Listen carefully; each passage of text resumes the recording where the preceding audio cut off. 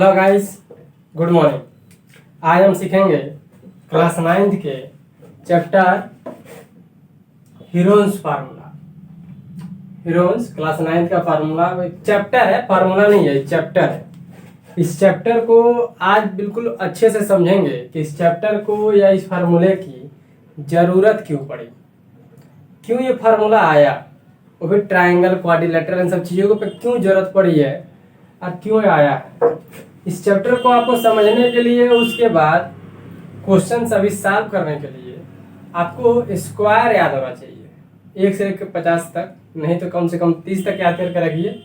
इसको 30 तक स्क्वायर आपको पता होना चाहिए। स्क्वायर में हम हीरोन्स फार्मूला में सीखेंगे। अब देखिए, हीरोन्स फार्मूला एक कहानी है पूरी। इसमें क्या होता है कि हम लोग पिछले क्लासों में तमाम ऐसे प्लेन फिगर के बारे में पढ़े हैं। प्लेन फिगर क्या, रेक्टेंगल हो गया, स्क्वायर हो गया, पैरेललोग्राम हो गया, आइसोसेलेस ट्रायंगल हो गया, इक्विलेटरल ट्रायंगल हो गया, रोम्बस हो गया। इन सभी फिगर के बारे में, इन सभी का हम लोग पैरामीटर समझे। पैरामीटर निकालना जानते हैं सभी फिगर का। पैरामीटर और एरिया, पैरामीटर एंड एरिया हम लोग निकालना जानते हैं। हिंदी में भी हीरोन्स ही बोलता है चैप्टर को। तो पैरामीटर होता है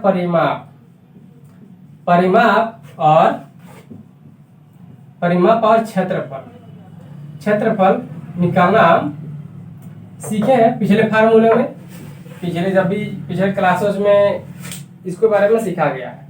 अब जरा समझिए, आपको अब इस चैप्टर में अब क्या है कि हीरोन्स फार्मूला द्वारा हमको एरिया ही निकालना है, लेकिन ऐसे फिगर का जो अभी तक हम लोगों ने नहीं सीखा है। तो हम लोग इसमें देखेंगे कि किसका किसका जानते हैं और किसका किसका नहीं जानते हैं। पहले तो ये समझ लीजिए पैरामीटर और एरिया में फर्क क्या है। पैरामीटर और एरिया में फर्क क्या है कि जैसे मान लीजिए हम रेक्टेंगल ले लेते हैं। रेक्टेंगल को हिंदी में आयत कहते हैं। हिंदी में इसको आयत कहते हैं। रेक्टेंगल को आयत कहते हैं। इसमें क्या है कि इसके आमने सामने के साइड जो भुजा होती है, ए बी सी डी, वो सब बिल्कुल इक्वल होता है। जैसे इस बड़ा वाले को हमेशा लेंथ बोलते हैं, बड़े वाले को हमेशा लेंथ बोलते हैं। लेंथ को एल से बताया जाता है, हिंदी में लंबाई बोलते हैं। इसको ब्रेथ बोलते हैं, BREDTH, ब्रेथ बोलते हैं। इसको बी से दर्शाया जाता है, हिंदी में चौड़ाई बोलते हैं। अब क्या है कि आमने सामने के साइड एक दूसरे के बराबर और पैरेलल होता है और इसका एंगल जो है 90 डिग्री का होता है, इसलिए इसको हम लोग रेक्टेंगल कहते हैं। इसको डायगोनल हमेशा इक्वल होते हैं। डायगोनल मतलब हिंदी में बोलते हैं बिकर्ड। हिंदी में क्या कहते हैं, बिकर्ड। हिंदी में बिकर्ड बोलते हैं डायगोनल को, डायगोनल। अब जरा ध्यान दीजिए ये। अब पैरामीटर और एरिया में फर्क क्या होता है, ये तो मान लीजिए डिटेल हो गया। पैरामीटर एरिया में फर्क आपको समझाते हैं। मान लीजिए कि आपके पास रेक्टेंगल तो है, इसके बारे में सारी जानकारी भी है। इस पूरे को लेंथ बोलेंगे आप, इसको ब्रेथ बोलेंगे, सॉरी इसको भी लेंथ बोलेंगे और इसको ब्रेथ बोलेंगे। पैरामीटर, परिमाप मतलब समझिए फोटो फ्रेम। जो फोटो फ्रेम आता है वो आपका पैरामीटर हो गया। ये जो लंबाई है साइड की, इसको आप उठाइए फीता से और फीता से नाप लीजिए।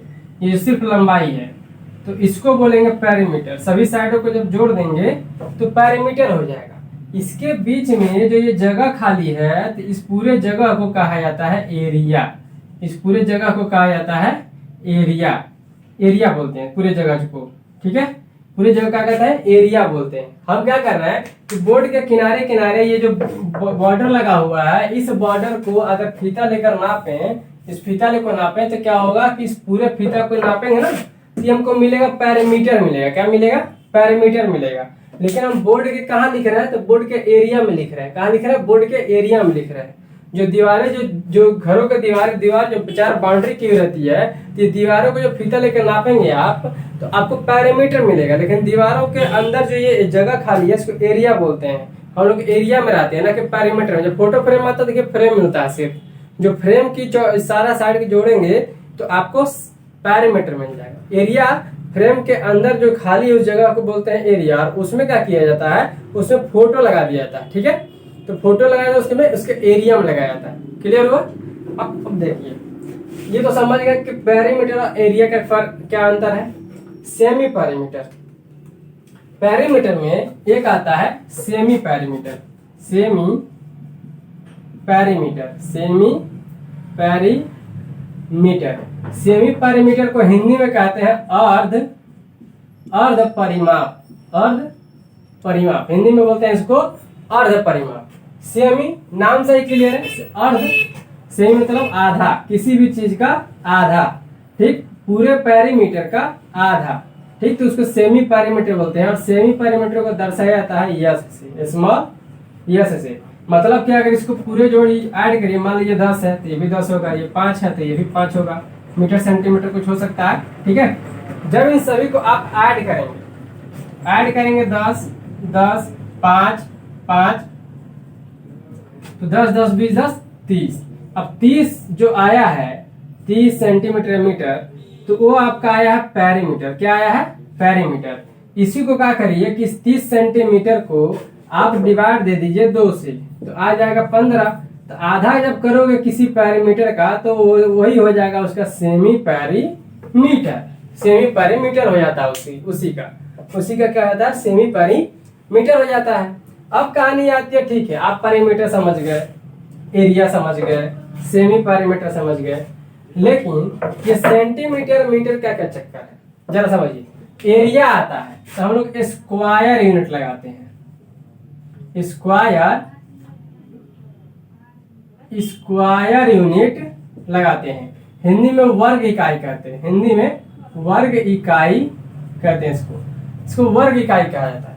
लेकिन पेरीमीटर में जो भी रहता है उसमें सिर्फ यूनिट लगाते हैं। यूनिट क्या होता समझते हैं? इकाई लगाते हैं, इकाई। ठीक है, मतलब कि उसमें किसी तरह का नहीं। मान लीजिए अब यूनिट किसे कहते हैं, एक डाउट होगा, तो जैसे सेंटीमीटर, मिलीमीटर, किलोमीटर, मीटर, ठीक, इसको सीक्वेंस में लिख देते हैं। मिलीमीटर पहले आता है, फिर सेंटीमीटर आता है, फिर आपका मीटर आता है, फिर आपका किलोमीटर आता है। ठीक है, ये छोटा से बड़ा तो होता है, सबसे बड़ा यूनिट किलोमीटर है। अब क्या होता है कि लास्ट में क्या आ रहा है, मीटर आ रहा है। क्या आ रहा है? मीटर आ रहा है, मीटर। लास्ट में क्या आ रहा है? मीटर आ रहा है। मीटर जो यूनिट होती है, दुनिया की कोई भी लंबाई, कोई भी लेंथ मेजर किया जाएगा मीटर में। क्यों? कोई भी डिस्टेंस, आप 2 कदम चले, 2 मीटर चले तो 2 मीटर क्यों बोले हो? क्योंकि जो पाथ आप कवर किए हो उससे मीटर में नापते हैं। मीटर एक डिस्टेंस बोलाता है। मीटर क्या बताता है? डिस्टेंस बताता है। क्या बताता है? डिस्टेंस। डिस्टेंस मतलब कोई भी दुनिया की आप दूरी नापेंगे, कोई भी आप दूरी नापेंगे, उस दूरी मेजर करने के लिए हम लोग मीटर की जरूरत होती है। इसीलिए पेरीमीटर जब आप जोड़ेंगे, इधर से मान लीजिए मीटर में है, पेरीमीटर जोड़ेंगे तो मीटर लिखेंगे। लेकिन एरिया अगर आ गया, इसी का एरिया, तो एरिया ऑफ रेक्टेंगल क्या होता है? Length into breadth. तो लेंथ मान लीजिए 10 है, ब्रेथ 50 है, तो 50 मीटर स्क्वायर लिखा जाएगा। इसी को बोला था स्क्वायर यूनिट। यूनिट मतलब क्या? कौन सी यूनिट लगी है। और लीटर है, मीटर है, ग्राम है, ठीक है, ये सब क्या यूनिट है। तो इसीलिए स्क्वायर यूनिट बना था। क्यों लगा है? क्योंकि 10 मीटर ये भी था, 10 मीटर ये भी था, meter into meter, meter square. Volume होता तो क्यूब लग जाता, जब आगे मैं बताऊंगा। ठीक है, तो एरिया में लगता है स्क्वायर यूनिट। अब बात ये आती है कि जब सारा कहानी आप समझ लिए और जब सारा क्वेश्चन आप सॉल्व कर लिए और लास्ट में आंसर लिखते समय ये जो 30 मीटर आप लिखे हैं, 30 मीटर की जगह आप इसको मीटर लगा दिए, स्क्वायर आपसे छूट गया, तो पूरा आंसर कट होगा। क्यों? क्योंकि लास्ट में आप पेरीमीटर निकाल के दिए बिना स्क्वायर। सब सही होते समय भी पूरा कैंसिल होगा, पूरा कट हो जाएगा।